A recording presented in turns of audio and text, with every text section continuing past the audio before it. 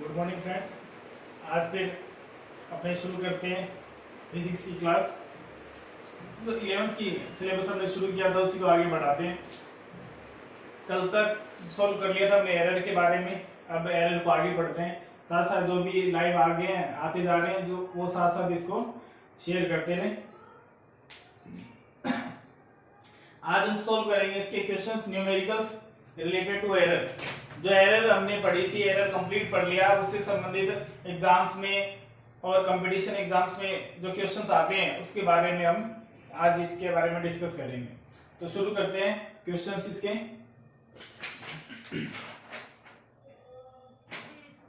सबसे पहले question number 1, साथ साथ आप क्वेश्चन लिख भी सकते हैं। इस क्वेश्चन को करने के लिए पहले मैं आपको थोड़ा सा कल जो हमने पिछले 2 दिन में पढ़ा है उसको रिवाइज करवा देता हूं। पहले फॉर्मूले जो हम यूज करेंगे, हमने 5 प्रकार के इसके टाइप्स जो है 5 लिए थे, जिनमें कॉम्बिनेशन लिया था कि अगर हम टोटल करें, माइनस करें, गुणा करें, भाग करें, पावर करें, तो उनमें जो एरर कॉम्बिनेशन है वो किस प्रकार से आएगा। एक बार फिर लिख देता हूं। प्लस और माइनस के लिए जो वैल्यूज ली थी, प्लस और माइनस के लिए, वो उसके अंदर फॉर्मूला क्या था, delta Y is equal to delta A plus delta B. अब ये इस तरह से ले लेते हैं, एक ही बात है कि delta plus minus Y is equal to plus minus delta A plus delta B, यानी टोटल जो है वो माइनस में हो या प्लस में हो, लेकिन अपने को क्या करना है, इन दोनों का योग करना है, टोटल करना है। ये तो किसके लिए था, अगर एरर जो है वो प्लस में है और माइनस में, यानी अगर 2 वैल्यूज दे रखी है उनमें एरर है और उनको अपने ऐड कर रहे हैं तो भी और माइनस कर रहे हैं तो भी। दूसरी जो वैल्यू ली थी वो मल्टीप्लाई की और डिवाइडेशन की ली थी। दोनों एक साथ इसी ले रहे हैं क्योंकि दोनों के रिजल्ट सेम आए थे। तो इसमें जो रिजल्टेड एरर है वो आती है delta Y divided by Y is equal to delta A upon A plus delta B upon B. यानी अगर क्वेश्चन में हमें मल्टीप्लाई में इक्वेशन दे रखी है या डिवाइड में इक्वेशन दे रखी है तो हम इस कॉम्बिनेशन का यूज करेंगे। इसके अंदर कुछ बातें आ रही है। डेल्टा ए का मतलब है एरर इन ए का मतलब है एक्चुअल वैल्यू, डेल्टा बी का मतलब है एरर इन बी, और बी का मतलब है एक्चुअल वैल्यू ऑफ बी। इसी तरह y जो है वो एक्चुअल रिजल्ट है और डेल्टा y क्या है, एरर है इसके अंदर। क्वेश्चन में कैसे इंप्लीमेंट करेंगे उसको हम सोल्व करेंगे। फिर तीसरी बात, अगर इसको पावर में दे रखा हो n में तो हम इसको लिखेंगे n into delta A upon ए, यानी value C nominator denominator form में आएगी और जो पावर है वो मल्टीप्लाई हो जाएगी। इतनी ये बातें अपने को पता होनी चाहिए, इसका यूज करेंगे। इनको जब हमने सिंप्लीफाई किया था, रिजल्ट डेराइव किए, तो उस समय जो कैलकुलेशन हमने की न्यूमेरिकल्स में उसी कैलकुलेशन का हम वापस यूज करते हैं। तो उस कैलकुलेशन का यूज करते हुए ही न्यूमेरिकल सोल्व होंगे, यानी जो हमने कैलकुलेशन कर ली उसी का ही वापस फिर हम सभी न्यूमेरिकल्स में यूज करेंगे। इसीलिए अगर आप साथ साथ उनकी जो कैलकुलेशन है वो अच्छी तरह से ध्यान में रखते हैं और पता रहता है कि हम यहाँ तक कैसे पहुंचे थे, तो फिर क्वेश्चंस करने में दिक्कत नहीं आएगी। अब टाइम वेस्ट नहीं करते, आगे सोल्व करते हैं न्यूमेरिकल्स इसके।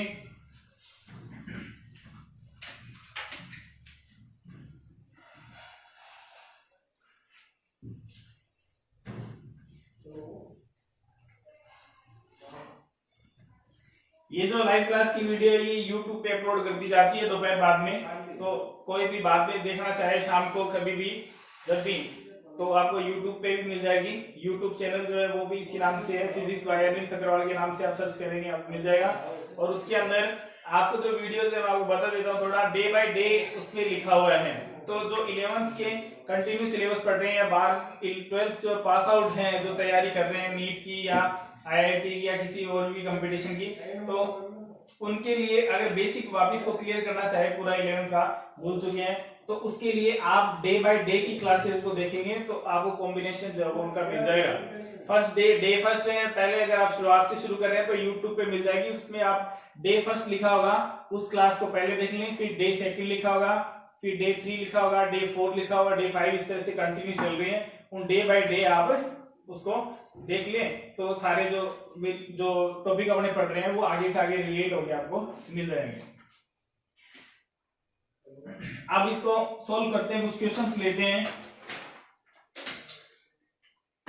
जैसे पहला क्वेश्चन लिखते हैं अपने इसमें। किसी तापमापी द्वारा दिए गए दो पिंडों का ताप क्रमशः, लिखना चाहिए, लिख लीजिए इसे साथ साथ, किसी तापमापी द्वारा मापे गए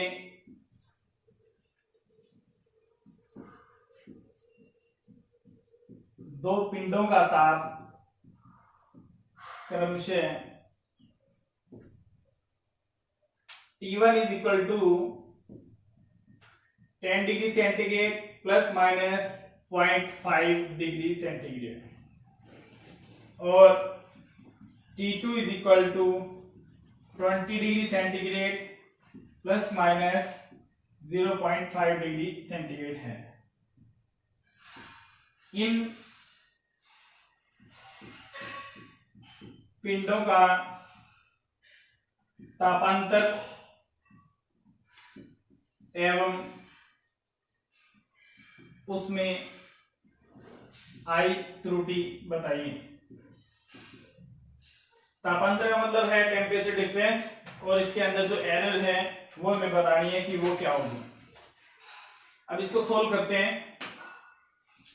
देखो पहले तो वैल्यूज क्या क्या गिवन है और फिर क्या सोल्व करना है। आपको दे रखे हैं टेम्परेचर, दे रखा है temperature of two bodies is T1 is equal to 10 degree centigrade plus minus 0.5 degree centigrade and T2 is 20 degree centigrade plus minus 0.5 degree centigrade। तो अपने क्या बताना है, difference of temperature and air, दो बातें बतानी है टेम्परेचर डिफरेंस। इसके लिए देखो टेम्परेचर अगर नॉर्मली दे दे किसी बॉडी का, जैसे अपने कहते हैं हम पानी गर्म कर रहे हैं, पहले उसका जो टेम्परेचर है वो 30 डिग्री सेंटीग्रेड है और फिर हमने उबाल लिया तो उसका टेम्परेचर हो गया 100 degree centigrade. Then what will be difference between the temperature?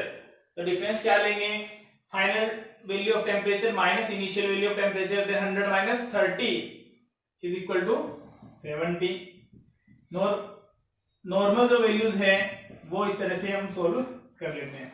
Error में भी ये बात अप्लाई होती है, लेकिन जहां एरर जो वैल्यू के अंदर जो एरर आ रही है वो एरर अगर दे रखी है साथ में, जैसे इसके अंदर दे रखा है बस इतना चेंज हुआ उसमें, तो फिर एरर के जो रूल्स हमने पढ़े हैं उन रूल्स का हम यूज करेंगे। कैसे यूज करेंगे?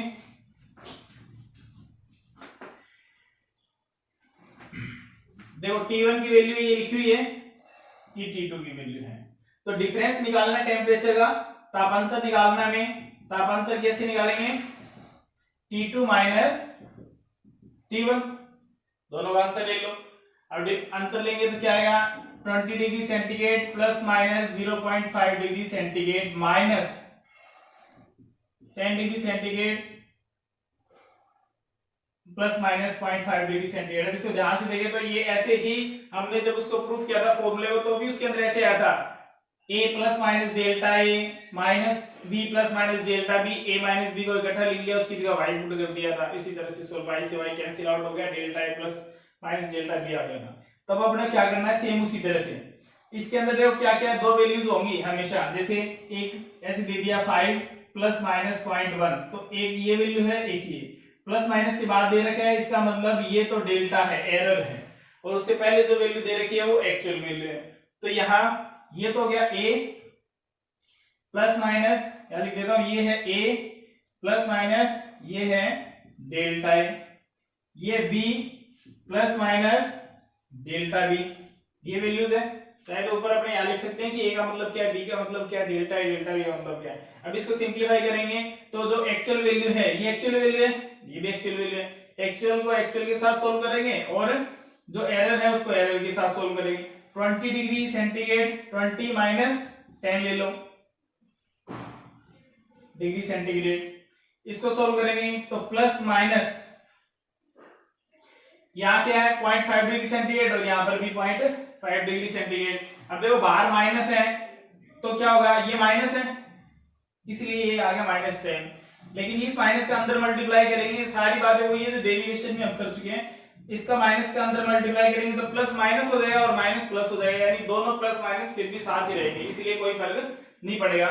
तो यहाँ पर वैल्यू क्या आ जाएगी, इन दोनों को साथ में लें तो यह आ जाएगा प्लस माइनस दोनों में से कॉमन आ गया, यह आया 0.5 प्लस 0.5, तो यह आ जाएगा 20 minus 10 degree centigrade plus minus ये आ जाएगा 0.5 0.5 0.1 डिग्री सेंटीग्रेड। ये इसकी टोटल वैल्यू आ गई। इसे ऐसे लिख सकते हो 10 प्लस माइनस 0.1 डिग्री सेंटीग्रेड। एक ही बात है, ये टेम्परेचर डिफरेंस आ गया। अब देखो ये हम पूरा डिटेल से समझने के लिए कर रहे हैं, वैसे अगर हमें पता रहे, अगर कंसेप्ट याद है 0.1 वाला देखो 1.0 आएगा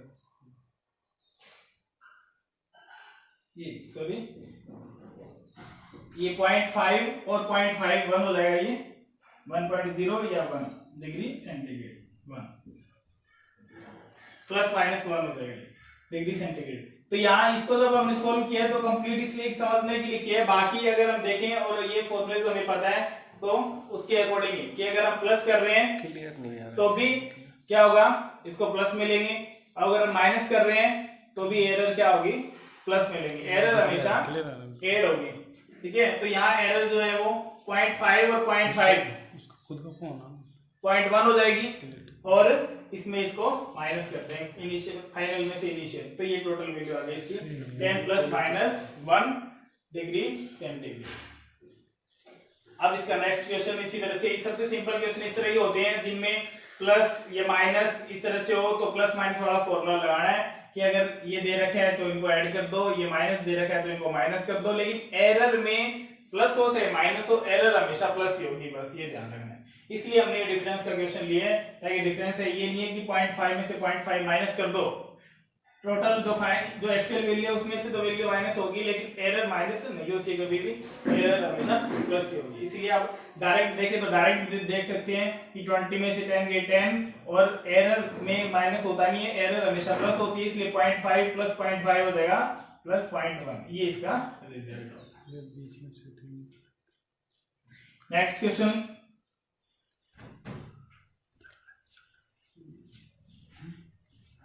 वीडियो को दिक्कत आ रही है, 2 मैसेज आए इसमें, अच्छा साफ दिखाई नहीं दे रहा है क्लियर, और एक वीडियो क्वालिटी अच्छी नहीं है, क्या करें। चलो आप तो करते रहो।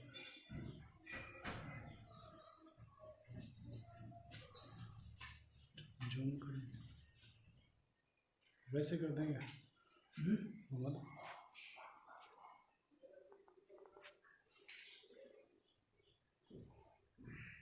सेकंड क्वेश्चन थोड़ा जूम कर दो, इसको कर दिया।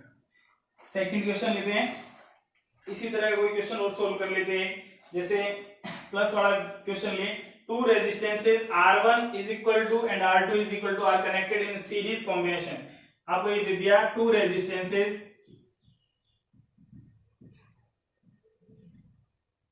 R1 is equal to 100 plus minus 3 ohm and R2 is equal to 200 plus minus 4 ohm are connected in series combination.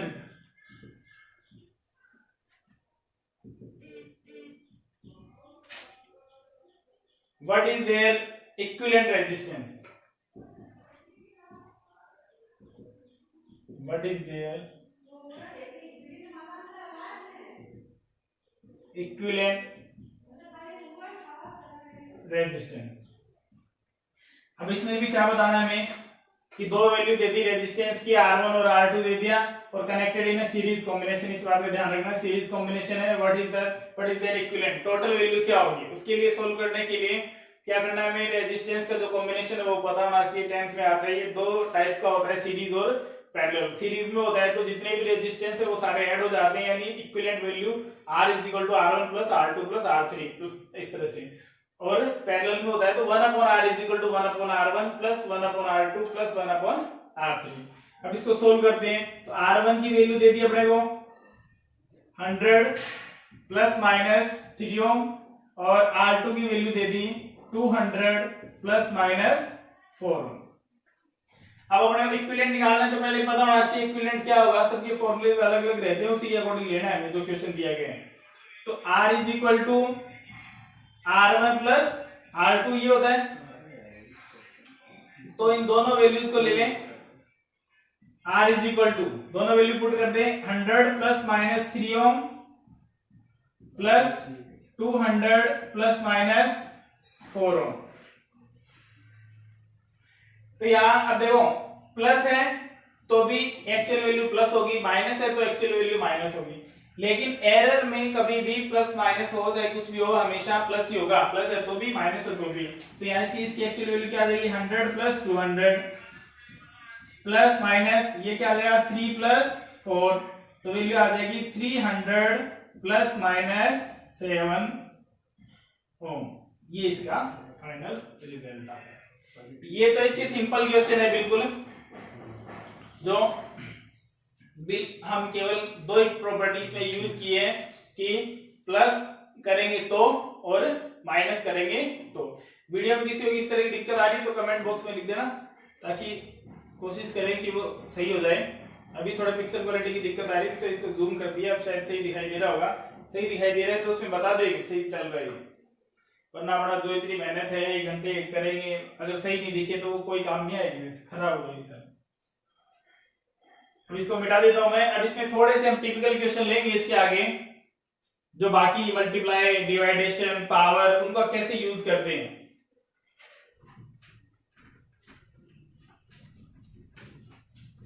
ये तो बिल्कुल सिंपल क्वेश्चन अभी समझने के लिए किए हमने, इतने सिंपल क्वेश्चन भी नहीं आते हैं कंपटीशन में।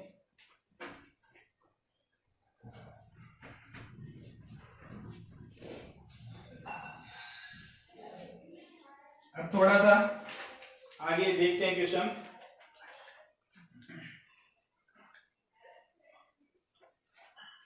जैसे क्वेश्चन नंबर 3, एक प्रयोग में दो संधारित्रों की धारिताएं एक प्रयोग में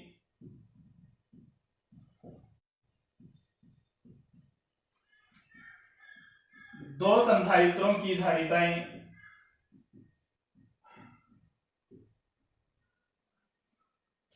1.5 प्लस माइनस 0.2 माइक्रोफेरेड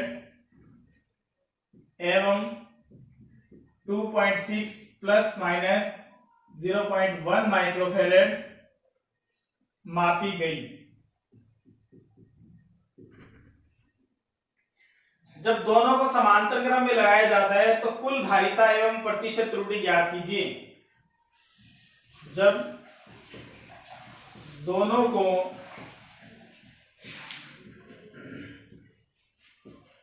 समांतर क्रम में लगाया जाता है तो कुल धारिता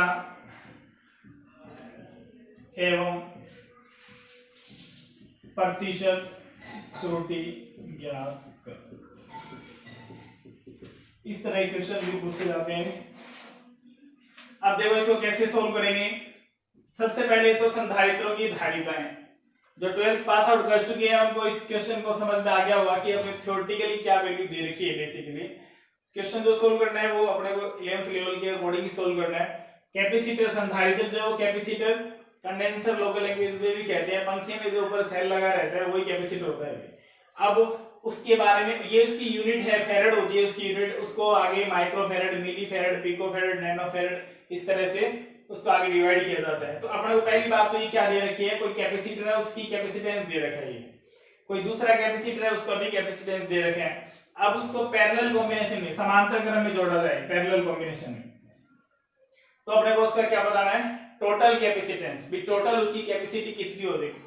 क्या काम करता है ये कैपेसिटर, जो है वो एनर्जी को स्टोर करने का काम करता है। और फिर उसको क्या बताना है, प्रतिशत त्रुटि बतानी है।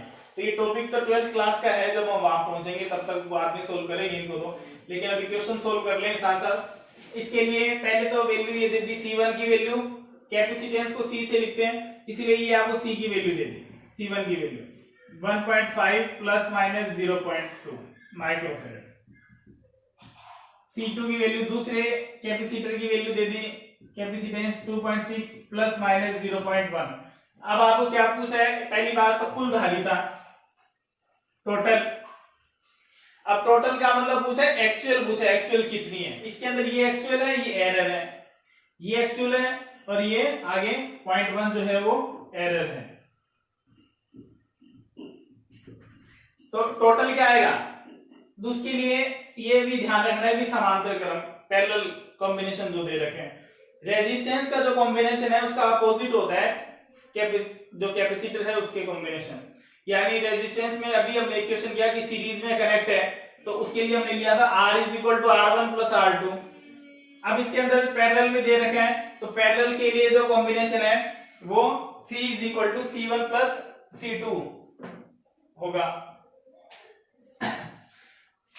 यहां अगर सीरीज में होता तो इसके लिए आता 1/C1 = 1/C1 + 1/C2। यानी ये ध्यान रख सकते हैं कि अगर हमें रेजिस्टेंस के जो कॉम्बिनेशन है वो पता है तो कैपेसिटर में उसका अपोजिट होता है, जो सीरीज का है वो पैरेलल का हो जाता है। न्यूमेरिकल के लिए अपने ये ध्यान रख सकते हैं। बाकी जब ये कैपेसिटर का पूरा एक चैप्टर आता है 12th में, जब सोल्व करते हैं तो पता चल जाता है क्यों ऐसे रिजल्ट क्यों आते हैं।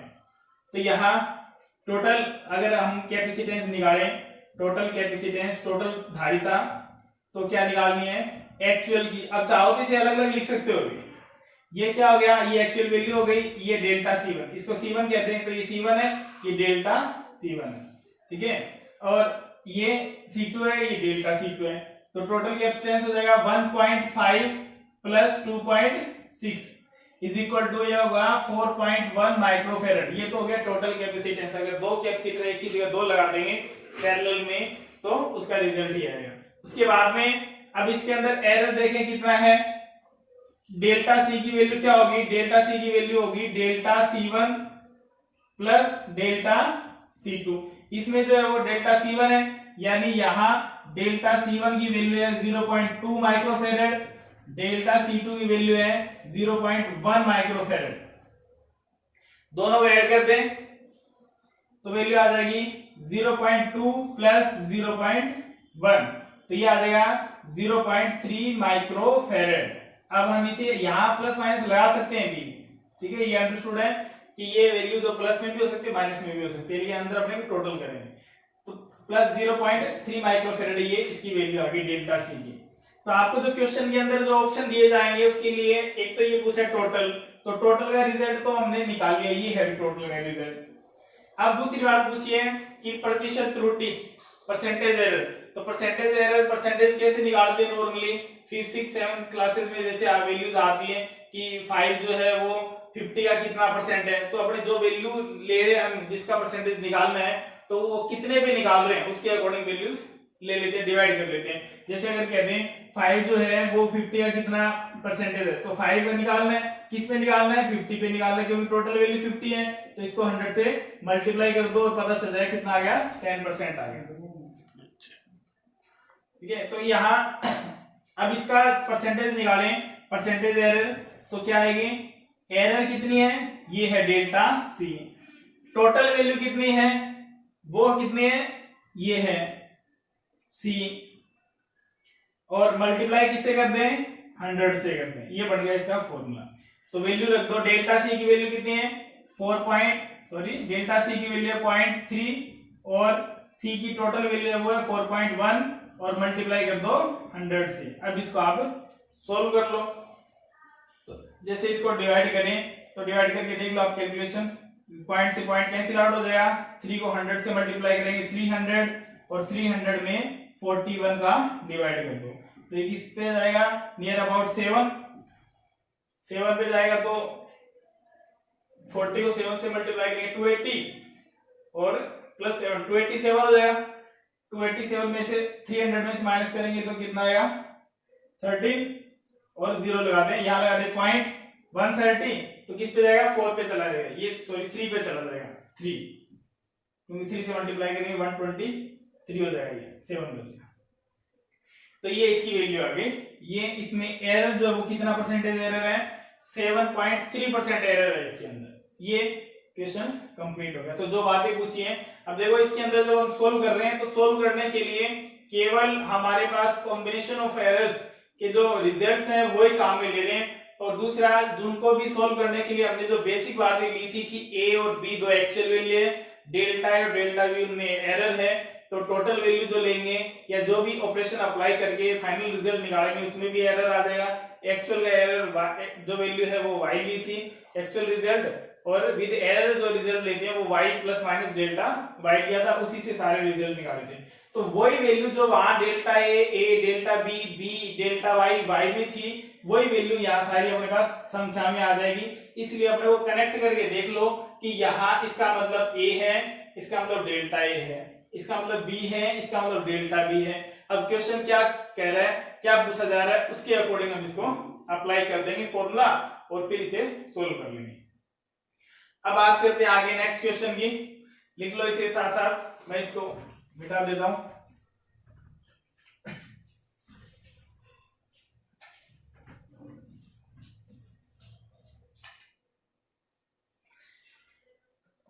ये वाला पूरा छोड़ दो बोर्ड का, ये वाला पूरा छोड़ दो 1/4 ये। हाँ और सर यार ब्लैक पेन से लिखो, ब्लैक से लिखो, ब्लैक से लिखो।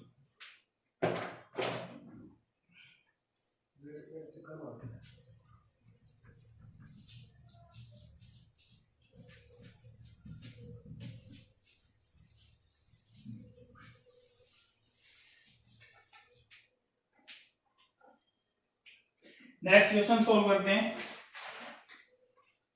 कुछ और क्वेश्चन लिए इसमें।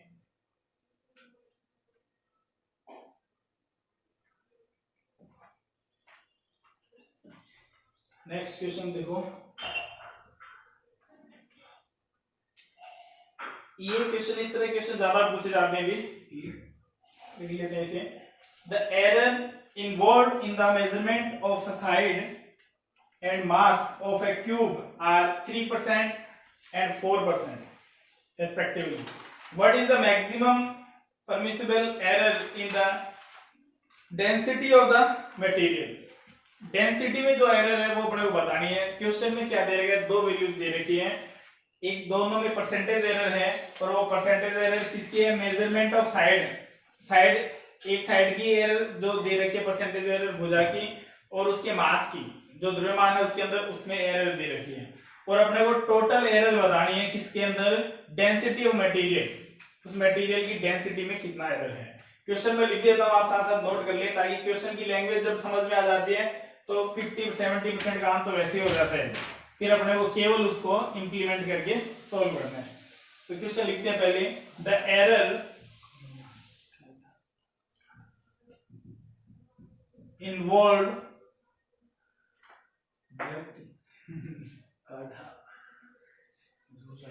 in the measurement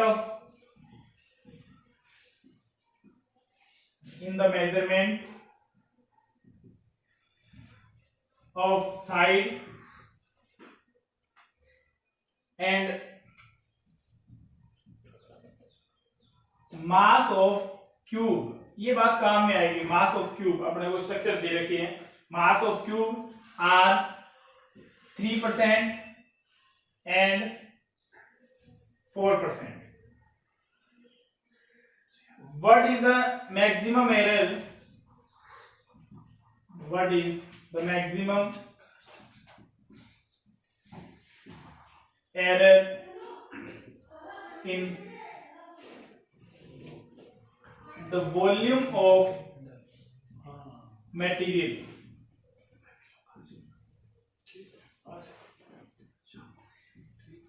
ये क्वेश्चन अपने को दे रखे हैं, इसको एक बार पढ़ लें और देख लें कि क्या पूछा गया इसके अंदर। Error involve in the measurement of side and mass, कि कोई क्यूब है, 3 डायमेंशन स्ट्रक्चर क्यूब घन कहते हैं इसे हिंदी में, इस तरह की जो स्ट्रक्चर है, ये क्यूब है। तो इसकी क्यूब की क्या विशेषता होती है, तीनों साइड बराबर होती है, X axis, Y axis and Z axis, जैसे चौक का डिब्बा रहता है उसके अकॉर्डिंग। अब इसमें हमें क्या दे रखा है, एरर, एक तो साइड में एरर बता रखी है, साइड की जो एरर है वो 3% है। इसका मतलब क्या हुआ, साइड तो सारी एक जैसी है तो सबके लिए ये बात अप्लाई होगी। दूसरी बात, इसका जो मास है, इसका टोटल जो द्रव्यमान है उसके अंदर एरर दे रखी है, एम के अंदर एरर दे रखी है, वो है 4%। अब अपने को क्या बताना है, डेंसिटी, घनत्व में एरर बतानी है। अब घनत्व की एरर कैसे सोल्व करते हैं, उसके लिए पहले घनत्व का फॉर्मूला पता होना चाहिए, फिर ये देखना है कि उसमें वैल्यू कैसे आ रही है, और फिर लास्ट बात उसमें एरर जो कॉम्बिनेशन है वो कौन सा यूज होगा और किस तरह से यूज होगा। सबसे पहली बात तो इसमें लेते हैं कि घनत्व का जो फॉर्मूला है डेंसिटी, रो से लिखते हैं उसे, और मास की बात कर रहे हैं, द्रव्यमान की बात कर रहे हैं, तो द्रव्यमान घनत्व क्या होता है, द्रव्यमान बटे आयतन, यानी इकाई आयतन में उपस्थित द्रव्यमान, mass in per unit volume is called density of material, then m upon v, ऐसे लिख सकते हैं, ये फॉर्मूला होता है 11th में आती है ये बातें, rho is equal to m upon v। अब अपने को इसके अंदर अलग बात पूछी है, और वो अलग बात क्या पूछी है, इसमें टोटल मैक्सिमम एरर पूछा है। अब देखो एक बात इसको कंपेयर कर लेते हैं, साथ साथ में हमने एक वैल्यू सोल्व की थी y is equal to a upon b, यानी एरर इन डिवाइडेशन। तो इसमें हमने रिजल्ट इसके क्या आए थे, delta y upon y is equal to delta a upon a plus delta b upon b, यानी मल्टीप्लाई का भी ये रिजल्ट था, डिवाइड। अगर यहाँ कोई फॉर्मूला ऐसा आता कि उसको मल्टीप्लाई करना पड़ रहा है तो भी ये बात अप्लाई होती है, डिवाइड में आ रहा है तो भी ये बात अप्लाई होगी इसके अंदर। तो अब इसके लिए फॉर्मूला इसी टाइप का फॉर्मूला, अब ये नहीं यहाँ भी डेल्टा ए अपॉन ए या डेल्टा बी अपॉन बी लिख के सोल्व कर देंगे। अब अपने को दो वैल्यू दे दी, मास और वॉल्यूम, तो इसको मास की फॉर्म में लेना है, उसको वॉल्यूम की फॉर्म में। अब वॉल्यूम दे दिया तो अब यहाँ वॉल्यूम में एरर नहीं दे रखी, अगर वॉल्यूम में एरर दे रखी होती तो डायरेक्ट यूज करते हैं। अब दे रखी है साइड में एरर भुजा में, तो इसका आयतन जो है वो निकालना पड़ेगा। घन का जो आयतन है, सिंपल फॉर्मूला होता है, घन का आयतन होता है भुजा क्यूब। घन का जो आयतन है v बराबर होता है side square L cube, side cube भुजा क्यूब। तो यहाँ v की जगह अपने को लिखना पड़ेगा rho is equal to m upon L cube. अब इसके अंदर आपको दो एरर इसके अंदर अप्लाई करनी है। एक बात तो ये डिवाइडेशन वाली भी आ रही है, दूसरी बात वहां तो हमने अपॉन b लिया था, लेकिन इसके अंदर उसके साथ साथ क्या है, पावर भी आ रही है।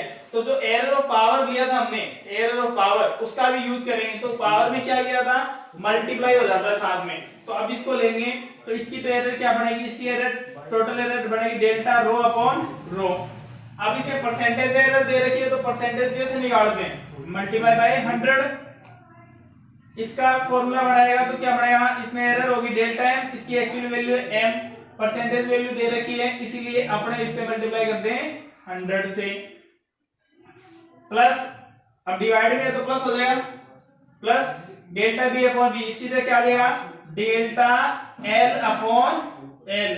अब इसकी जो पावर है कितनी है, 3 है, वो पावर क्या होगी आगे मल्टीप्लाई में आ जाएगी। ये जो पावर है उसका रिजल्ट हमने लिया था, तो ये लगा देते हैं यहाँ 3। ये फॉर्मूला हमने समझने के लिए लिखा था, इसको मिटा देते हैं जैसे डेराइव किया था उसके अकॉर्डिंग। इसको मल्टीप्लाई करते हैं 100 से, और अब ये हो गया सिंप्लीफाई। अब केवल हमें क्या करना है, इसमें वैल्यू पुट करनी है, delta m upon m into 100। इसका मतलब है this is a percentage error in the mass and this is a percentage error in the volume. तो अब ये वैल्यू पुट करते हैं, वॉल्यूम का पावर जो 3 था उसको मल्टीप्लाई कर दिया, it means delta l upon l multiply by 100 is a percentage error in a side, और वो अपने को दे रखा है कितना है 3% है, और इसका कितना है 4% है। तो ये तो आ जाएगा 4%। देखो क्वेश्चन में कैलकुलेशन कुछ भी नहीं होती, ऐसे क्वेश्चन के अंदर कंसेप्ट पता होना चाहिए। प्लस 3 एज इट इज आ जाएगा, मल्टीप्लाई बाय इसकी कितनी एरर है 3%, तो इसको मल्टीप्लाई कर दो 3%, तो वैल्यू कितनी आ गई 4% प्लस 3 इंटू 3 9%, और is equal to final value आ गई 13%। तो कंपटीशन में ऐसे क्वेश्चन आते हैं। अगर उसको अब इतना हमने सोल्व इसलिए किया है क्योंकि उसको पूरा समझना है हमें, इसलिए, वरना इस क्वेश्चन को पढ़ते ही इसको करने की जरूरत नहीं पड़ती कि हमें पता है कि इसका फॉर्मूला बस इतना ही लिखना है, इतना लिख के ही पता चल जाएगा कि हमें ये डिवाइड में आ रहा है, तो इसकी जो एरर है वो ऐड हो जाएगी और नॉमिनेटर डिनोमिनेटर फॉर्म में आएगी। परसेंटेज दे रखा है तो डायरेक्ट वैल्यू पुट होगी, तो यहाँ इसकी वैल्यू हो गई 4, प्लस इसमें एल क्यूब आएगा, तो जो पावर है वो मल्टीप्लाई आएगी, और उसकी परसेंटेज दे रखी है 3, तो इसको डायरेक्ट ऐसे लिखेंगे 4 प्लस 9 इज इक्वल टू 13, यानी इतनी इसी लाइन में ये क्वेश्चन सोल्व हो जाएगा प्रैक्टिस होने के बाद में। लिखिए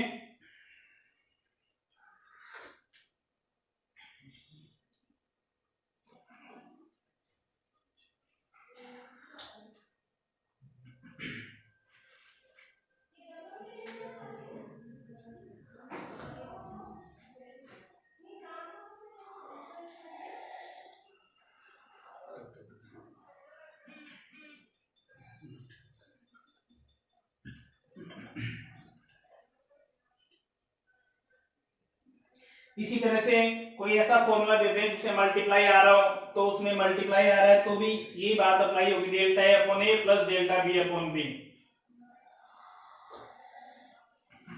तो ये डिपेंड करेगा, और ज्यादातर जो न्यूमेरिकल है कंपटीशंस में जो आते हैं वो इस तरह के आते हैं, कोई ना कोई ऐसा बात, ऐसा टॉपिक उससे रिलेट किया जाता है।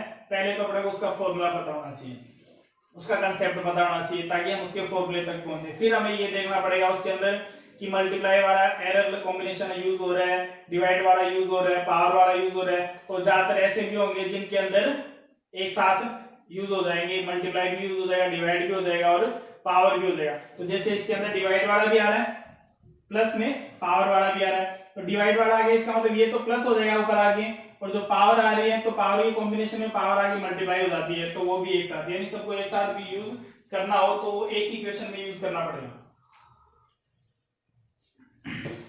एक दो क्वेश्चन कुछ इसके और देख लेते हैं, बाकी खुद आप इसकी प्रैक्टिस हमने कर ली है। इसकी क्वेश्चन इसी तरह के सारे क्वेश्चन रहेंगे, बस बाकी भी हम सोल्व करेंगे तो उनकी डिजिट्स चेंज होती रहेंगी, या कोई फॉर्मूला ऐसा आ जाएगा नए नए टॉपिक से रिलेटेड, तो उस फॉर्मूले के अकॉर्डिंग हम उसमें अप्लाई कर देंगे।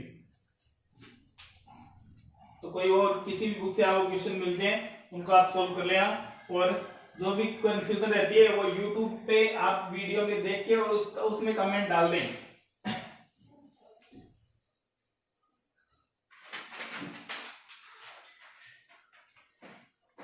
नेक्स्ट क्वेश्चन लेते हैं।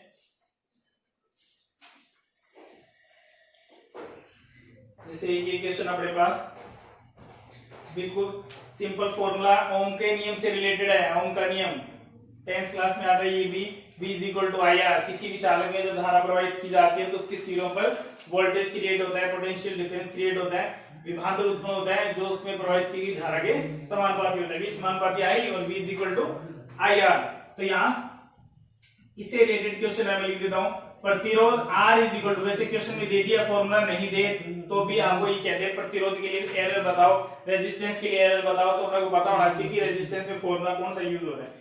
R is equal to V upon I, जहां V की वैल्यू दे रखी है आपको 100 प्लस माइनस 5 वोल्ट, वोल्ट इसकी यूनिट है, तथा I इज इक्वल टू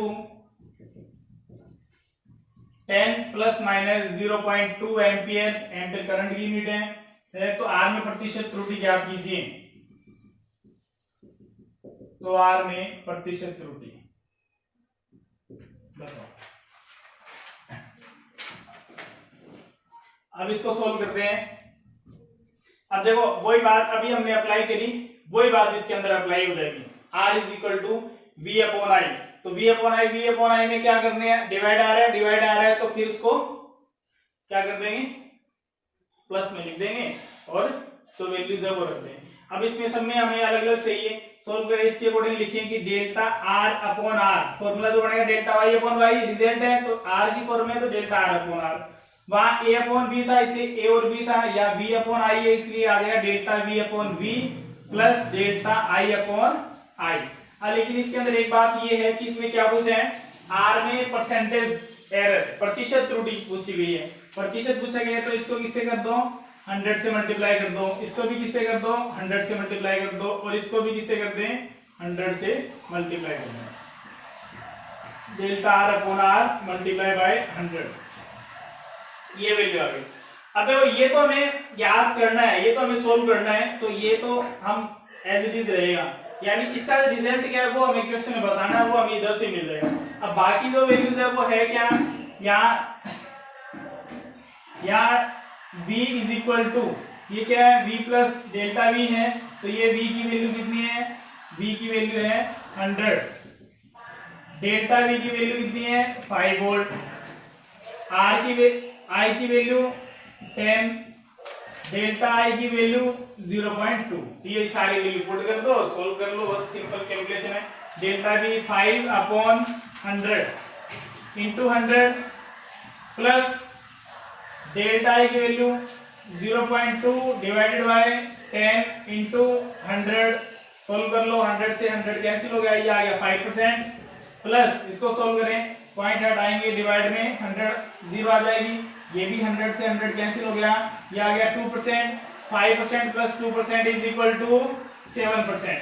तो टोटल जो एरर है, percentage error in the resistance is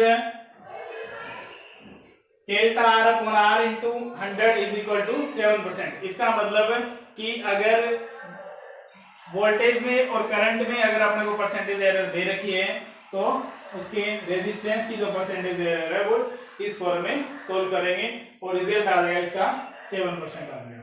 तो न्यूमेरिकल्स में और क्या क्या होता है कि इनके अंदर वैल्यू चेंज ये हो सकता है। जैसे ऐसे ही इसी टाइप का क्वेश्चन है, कोई और नियम लग रहा है, जैसे इसमें ओम का नियम लग गया, उसमें पहले कैपेसिटर का लगा था, उससे पहले हमने रेजिस्टेंस का लगा था। तो अपने को पता होना चाहिए कॉम्बिनेशन ऑफ रेजिस्टेंस जो है वो R is equal to R1 plus R2 होता है। कॉम्बिनेशन ऑफ कैपेसिटर जो है वो पैरेलल के लिए C is equal to C1 plus C2 होता है। ओम्स लॉ आ गया, डेंसिटी आ गई, तो rho is equal to M upon V आ गया। उस तरह से अलग अलग फॉर्मूले के अकॉर्डिंग, लेकिन सबके अंदर एक बात कॉमन है कि जितनी एरर्स हमने कॉम्बिनेशन पढ़े हैं वही वहां यूज होंगे कि कुछ मल्टीप्लाई आ जाएगा, कुछ डिवाइड आ जाएगा। तो जैसा अपने को पता है कि मल्टीप्लाई और डिवाइड है तो दोनों का सेम कॉम्बिनेशन रहता है, वो इस फॉर्म में यूज करना है। प्लस माइनस आ रहे हैं तो वो इस फॉर्म में यूज करना है। इस तरह से आपको सोल्व करना पड़ेगा। लिख लिया इसे। नेक्स्ट क्वेश्चन करते हैं।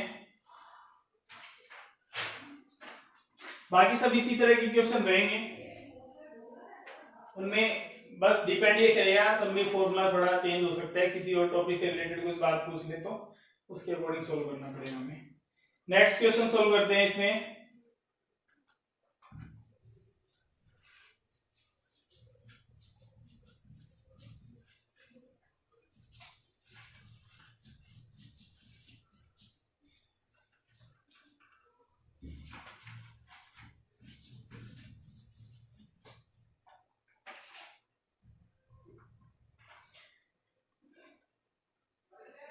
जैसे ये क्वेश्चन, ये भी इसी तरह का है, इसमें अलग फॉर्मूला यूज हो जाएगा।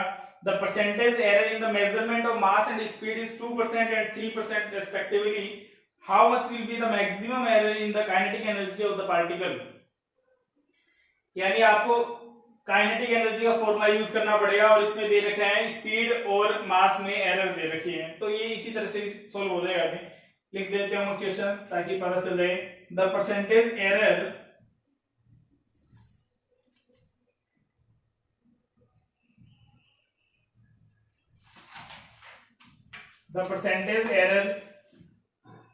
in the measurement of mass and speed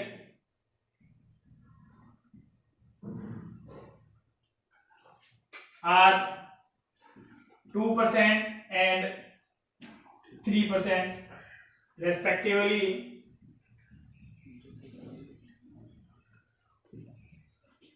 How much will be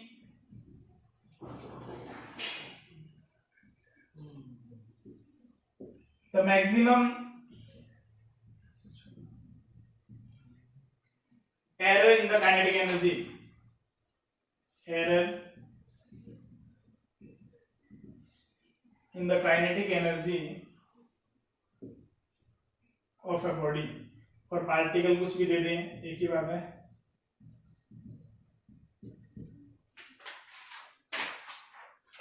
इसको सोल्व करना है। अब इसके अंदर देखो, सबसे पहले तो क्या क्या गिवन है अपने पास मास और स्पीड में एरर गिवन है। Error in mass and speed, वो भी किस प्रकार की परसेंटेज एरर है। तो सिंपल अपने ये कह सकते हैं, अपने को ये दे रखे हैं delta m upon m into 100, ये हो गया मास में percentage error, is equal to 2%। और क्या दे रखे हैं वेलोसिटी में, स्पीड वेलोसिटी को v से एज्यूम करते हैं, तो delta v upon v multiply by 100 is equal to 3%। अब पूछा गया काइनेटिक एनर्जी, तो अपने को काइनेटिक एनर्जी का फॉर्मूला पता होना चाहिए, k is equal to 1/2 mv²। या हमने इसको कैपिटल M माना है तो इसको हम कैपिटल M लिख देते हैं, इससे कोई फर्क नहीं पड़ता, एज्यूम किया सिंबल, कैपिटल M लिख दो, स्मॉल m लिख दें, 1/2 mv²। अब देखो इसके अंदर 1/2 इज अ कांस्टेंट नंबर, इसके अंदर कोई एरर के बारे में कुछ नहीं है। तो यहाँ किसमें एरर है, मास में और वेलोसिटी में दिया गया है, तो इसके अंदर ही अपने को अप्लाई करना, 1/2 अपने छोड़ सकते हैं, इसकी कोई जरूरत नहीं है, इसमें कोई एरर नहीं है। तो m और ये दोनों मल्टीप्लाई में है, तो इसका मतलब क्या होता है, मल्टीप्लाई और डिवाइड में जब वैल्यूज होती है तो उसका परसेंटेज एरर निकालते तो प्लस कर देते हैं उसे। दूसरी बात, यहाँ पावर भी आ रही है, तो दो कॉम्बिनेशन आ गया, एक तो मल्टीप्लाई का और एक पावर का। पावर का भी हमने यूज कर लिया है, आगे क्या हो जाती है, मल्टीप्लाई की हो जाती है। तो यहाँ से percentage error in kinetic energy निकालनी है हमें, तो इसमें कितनी आ जाएगी, डेल्टा के बाय के, ये हो गई error in kinetic energy. Percentage निकालनी है तो 100 से मल्टीप्लाई कर दें, is equal to 1/2 as it is रख दो, या ऐसे छोड़ भी सकते हैं। तो delta m divided by m multiply by 100, इसको छोड़ दें, plus delta v upon v multiply by 100, ये तो आ गया v में एरर। अब पावर भी इसकी जो पावर है वो आगे क्या हो जाएगी, मल्टीप्लाई हो जाएगी, तो इसको आगे कर दें मल्टीप्लाई, तो यहाँ वैल्यू पुट कर दें। अब ये गिवन अपने पास delta m by m multiply by 100 is 2% and delta v upon v multiply by 100 is 3%, then 2% plus 2 multiply by 3%, तो वैल्यू आ जाएगी 2% plus 3 multiply by 2 is 6% and then total will be 8%। यानी अगर मास और वेलोसिटी में जो एरर है 2% और 3% है, तो उस पार्टिकल काइनेटिक एनर्जी में टोटल एरर आ जाएगी 8%। इस तरह के जो क्वेश्चन है वो सबसे ज्यादा इंपॉर्टेंट रहते हैं कंपटीशन एग्जाम में, और इनमें से क्वेश्चन पूछे जाते हैं। तो इसी तरह के जो क्वेश्चन है उनकी आप प्रैक्टिस कर लें साथ साथ, और इसके साथ ही चैप्टर भी कंप्लीट हो गया। अभी कल हम नया पार्ट शुरू करेंगे इसका, कुछ जो टॉपिक देख लेंगे, कुछ अगर कोई और भी टॉपिक होगा तो भी इससे संबंधित सोल्व कर लेंगे। जो भी किसी तरह की भी दिक्कत आए तो वो आप YouTube के कमेंट बॉक्स में लिख दें। YouTube चैनल जो है वो अनिल सक्करवाल, फिजिक्स बाय अनिल सक्करवाल के नाम से आपको मिल जाएगा, और उसमें डे बाय डे, जैसा मैंने इस क्लास के स्टार्टिंग में बताया था, डे बाय डे की जो वीडियोस है वो अपलोड की जाती है, तो आप डे बाय डे के अकॉर्डिंग उसे देख लें। जिन्होंने अब तक की नहीं देखा वो डे फर्स्ट से देख लें तो उनको ज्यादा क्लियर हो जाएगा। यानी टॉपिक अपना जो टॉपिक ऐसे रहते हैं एक दिन में पूरे नहीं होते हैं, तो डे फर्स्ट में आपको उससे पहले वाले डे में आपको उसकी कंप्लीट क्लास मिल जाएगी, नेक्स्ट डे में वो टॉपिक कंप्लीट हो जाएगा। और उससे संबंधित जैसे रिलेटेड एरर जो है वो एरर को अपने को 3 दिन में कंप्लीट हुआ है। पहले एरर के टाइप्स पढ़े थे, फिर सेकंड डे अपने कॉम्बिनेशन ऑफ एरर्स पढ़ा था, और आज ही कंप्लीट हो गया। आज हमने इसके सारे जो क्वेश्चंस है वो कर लिए हैं। इसी तरह से कुछ क्वेश्चंस और भी आप इसे सोल्व कर लें, जो प्रॉब्लम आए वो आप से लिख दें। कल फिर इसी समय 9 बजे डेली जो क्लासेस है वो टाइम यही रहेगा, 9 बजे लाइव फेसबुक लाइव पर मिलेंगे, और साथ ही बाद में आपको इसको यूट्यूब पे आपको ये वीडियो मिल जाएगी। तब तक आप इसे पढ़ते रहिए और घर पे रहिए।